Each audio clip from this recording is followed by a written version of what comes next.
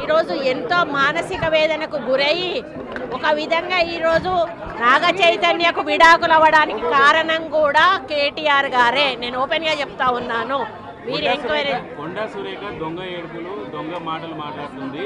గతంలో phone tapping సంబంధించి హీరోయిన్ల ప్రస్తావన మాట్లాడారు కదా, అప్పుడు ఆమె మహిళ కాదా? అప్పుడు ఆ మనోభావాలు దెబ్బతిన్నట్టు ఎందుకు మాట్లాడలేదు? ఆ రోజు కూడా మాట్లాడినా ఫోన్ ట్యాపింగ్లు చేశారు అనేటువంటి విషయంలో కూడా నేను మాట్లాడినా. ఆయన వినకపోతే ఉంది అని చెప్పి వాళ్ళ మనోభావాలు దెబ్బతీశారంటున్నాడు. ఫోన్ ట్యాపింగ్ అవును చేసింది ఎవరు? మీరే కదా. మీరు చేయడం అనేది తప్పు అని చెప్పి మేము బహిర్గతం చేశాం కానీ పేర్లు చెప్పలేదు కదా.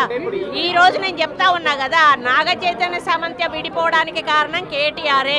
ఈరోజు చాలామంది హీరోయిన్లు తొందరగా పెళ్లిళ్ళు చేసుకొని సినిమా ఫీల్డ్ నుంచి తప్పుకోవడానికి కారణం కూడా కేటీఆరే.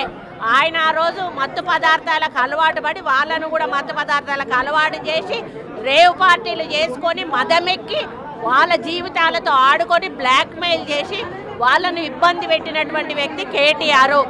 అది అందరికీ కూడా తెలుసు, సినిమా ఫీల్డ్లో అందరికీ తెలుసు, అది ఓపెన్ రహస్యము. ఎందుకండి ఎందుకేడు దొంగ మాటలు? నా మీద వ్యక్తిగతంగా నా క్యారెక్టర్ అసోసియేషన్ చేసినప్పుడు నేను ఎందుకు దొంగ ఏడుపులు ఏడుస్తాను? నువ్వు ఎవరి మీద వచ్చినప్పుడు ఏడిస్తే ఏదో నాటకం చేసినట్టు నా క్యారెక్టర్ అసాసినేషన్ చేస్తారు, నా మీద అసభ్యకరమైనటువంటి పోస్టులు పెడతారు. సిగ్గు లేకుండా మీ భారతీయ రాష్ట్ర సమితి పైన పేరు ఉంటుంది, అకౌంట్ పేరు, కింద మీ ఫోటోలతోటి కామెంట్లు ఉంటాయి. ఇవన్నీ ఉంటే అట్లీస్ట్ కొంచెమన్నా మనసున్న మనిషిగా హరీష్ రావు గారు ఒక ట్వీట్ చేశాడు, నువ్వు మనిషివేనా? అసలు నువ్వు ఒక తల్లికి పుట్టలేదా?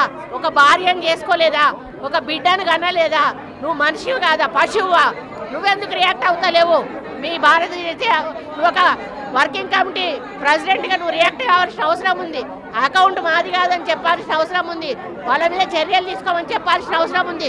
వాళ్ళను పార్టీల నుంచి బహిష్కరించాల్సిన అవసరం ఉంది. మూడు అకౌంట్లు దుబాయ్ నుంచి జరుగుతున్నాయండి. 3 అకౌంట్లు ఇక్కడి నుంచి జరుగుతూ ఉన్నాయి. ఇది కొత్త కాదు. ఆ రోజు నుంచి విజయలక్ష్మిని చేశారు, సీతక్కని చేశారు, ఈరోజు నన్ను చేశారు. అసలు దానికి పద్ధతి పాడు ఉందా అని అడుగుతా ఉన్నాను. మీకు మనుషులకున్న అనుబంధాల గురించి, సంబంధాల గురించి ఏమైనా అవగాహన ఉందా అని చెప్పి అడుగుతా ఉన్నాను. సైబర్ క్రైమ్లో పెట్టామండి, పోలీస్ స్టేషన్లలో కూడా పెడతాము. పిసిసి ప్రెసిడెంట్ గారిని కూడా పెట్టమని కోరాను. అదేవిధంగా మరి వాళ్ళ మీద చర్యలు కూడా తీసుకోమని చెప్పడం జరుగుతూ ఉంది. కాకపోతే ఇది మాకు వచ్చేసి నాన్ అవైలబుల్ కేసు, దానివల్ల వాళ్ళు ఇంకా రెచ్చిపోయే అవకాశం ఉంటుంది. కాబట్టి ఇక ముందు జరిగితే మాత్రం దీన్ని సీరియస్గా తీసుకుంటామని హెచ్చరిస్తా ఉంది.